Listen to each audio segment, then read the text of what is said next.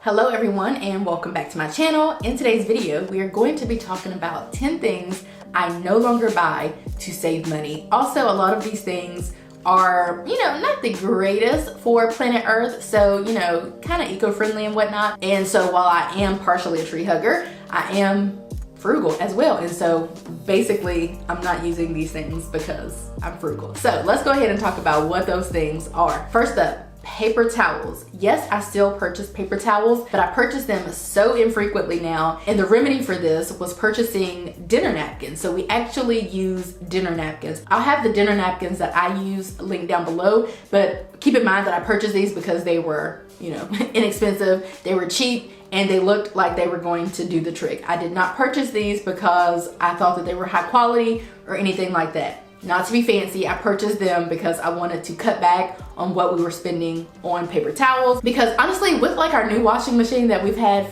since we've been living here for like 2 years, I feel like that thing is a beast, and she gets, all kinds of stains and whatnot out of anything, and she keeps my whites white and my colors fresh, and she's the real deal as opposed to our previous washer and dryer that we got from Facebook Marketplace, and they were on their last legs. I have just been moving towards a lifestyle of just purchasing stuff that I can wash because I know that it's going to be thoroughly clean. So yes, we buy paper towels, but we pretty much never grab for them at all. Next up, we have what I'm calling plasticware. So plastic spoons and plastic forks, paper cups, all of that. Honestly, I never buy like plates or cups or anything like that. And everybody's always like, where's your plastic stuff? And I'm just like, girl, I have so many dishes. We have like we probably have like 35 plates and like 40 bowls. I don't know how with our housewarming thing, we got a lot of plates and stuff. So I'm like, there's no point for me to buy paper plates and all that kind of stuff. We're just going to use our real plates because then I can just wash them and reuse them,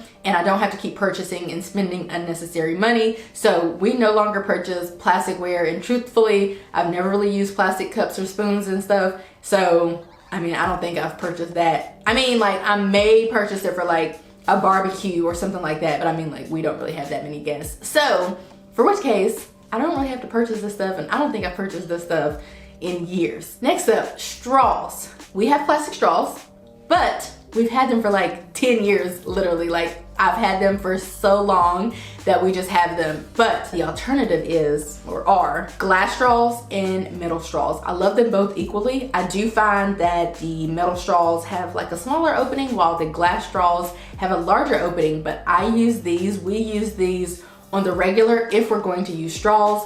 Sometimes straws are needed, but for us, I wouldn't say that straws are a necessity for us and what we have going on. So we don't even really need straws. So if we are going to use straws because we want to be cute with our little cocktail or whatever, then we use our metal straws and our glass straws, and they have been holding up for a long time, and we've had them for a very long time. Next up, bottled water. I used to be the bottled water queen. Like, I always had bottled water with me everywhere, anywhere. Water's good for you and whatnot, but also I'm not drinking tap water, but I am drinking the filtered water out of my refrigerator. We just drink from our refrigerator, and I just have my own cups and bottles, and we just do it that way. Next up, snacks. Mainly like snacks from the convenience store, I'll be honest. And so when I'm purchasing snacks now, I am buying bundles or even like large packs and whatnot from like Sam's Club and stuff like that, so that I always have snacks, and we are less likely to stop anywhere to purchase snacks. Because when you're going on a road trip, or you just need a snack going to work or coming from work or while you're at work or something like that, we are able to kind of mitigate that whole situation by having snacks at home. Because you can buy a 20 ounce at a convenience store, as an example, for $1.90, and you can buy a 2 liter for $1.50. So not purchasing snacks all over the place here and there, and just buying snacks whenever we're doing our grocery shops, and also buying snacks in bulk, so we are never running out of snacks. Next up, we have clothes and shoes. Now, truthfully, I've never really purchased clothes and shoes, but I will say that I purchased more back in the day, maybe before I had a man, maybe when I was like, in college and single and whatnot, but I've never really loved clothes and shoes. I'm just not a clothes and shoes kind of person. But now we pretty much never purchase clothes at all, ever. I think so far this year, we maybe have spent like $200 on clothes between the both of us, like for the entire household, because we just don't purchase clothes unless we absolutely have to. So just really being more cognizant of how much I am spending on clothes and shoes, because that can add up. $50 here, $100 here, $200 here, all of that can add up to thousands in any given year. So we just like to make sure that we're shopping our closets and not purchasing clothes and shoes unless we need them. Next up, extras. I feel like I used to kind of always have some extras, which I'm not opposed to buying like a 3-pack of something or a larger pack of something, because typically that's going to be at a lesser price. But I just really felt like I had a bunch of like extra stuff all over the place. But now I only buy exactly what I need. Again, I'm not opposed to the 2-pack of deodorant or the 3-pack of toothpaste, but I'm not gonna just have a bunch of overflow and a bunch of extra stuff, just assuming that I'm going to use it whenever I may never use it. And I'm really talking about like hair products, like varieties of perfumes or varieties of shampoos or varieties of stuff that I don't really need because I'm not going to use it. So basically what I'm trying to say is I don't buy a new mascara until I'm finished with the 1 tube of mascara that I have. That just keeps me grounded and in tune with the stuff that I have, because I know there are people out there who have a lot of stuff, and I'm not here to rain on their parade, but I feel like in having a bunch of stuff, unless I'm using the stuff, which I'm not going to do, I know me, I'm not going to be able to appreciate what it is that I have. If I have 50 purses to choose from and I'm kind of navigating towards 1 or 2 or even 10 of them, and I'm not using all 50 of them, why is it that I have 50 purses? There's no need for me to have that. And I'm speaking from experience because I've had 100 pairs of shoes or 20 purses or just a bunch of stuff that I didn't use. And I don't want things that I'm not going to use. I want to be able to change out all of my purses. I have maybe like 10, and that's still a good amount, but I have like 3 smaller crossbodies and maybe 2 totes, 2 or 3 larger bags. I'm able to rotate everything that I have instead of having a bunch of stuff stashed away that I'm not going to use. I don't want to collect items. Next, we have subscriptions. Now, depending on how you look at it, I was going to say our subscription game is weak, but it's actually pretty strong. We have all of like 2 or 3 subscriptions, and honestly I feel like that's plenty. There's no real reason to have a whole bunch of subscriptions for, you know, Apple storage and this app and that app and Apple TV and Hulu and Netflix.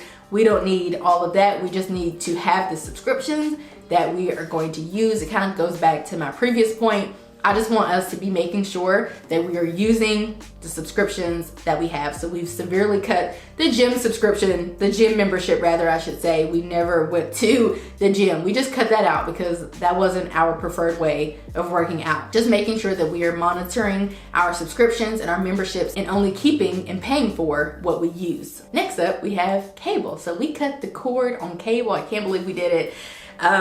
Maybe like last year or something like that. Cable was running us every bit of like $130 for like a basic package. So we cut the cable, and so for a basic package now we pay $35 to Sling TV, which is a streaming service, and that just seems to be a way better option than paying $150 for the basic channels with, I don't know, DirecTV or whomever. Lastly, we have bank fees. We have gotten rid of bank fees. The amount that we pay as a people, as a whole, as a society in bank fees is absolutely ridiculous. And so in learning how to manage our money and making sure our accounts are operating how they're supposed to operate, like some of our accounts have no fees whatsoever, but some of our accounts you have to have a certain amount of money being direct deposited, so on and so forth. So just monitoring that, monitoring our money, making sure that we're not getting overdraft fees, making sure that we're not having to pay this fee or that fee. I'm not saying we haven't had a single bank fee in however many years since we've been budgeting together, but what I am saying is that we're not paying even a fraction of what we used to for bank fees. Okay, you guys, so those are the 10 categories of things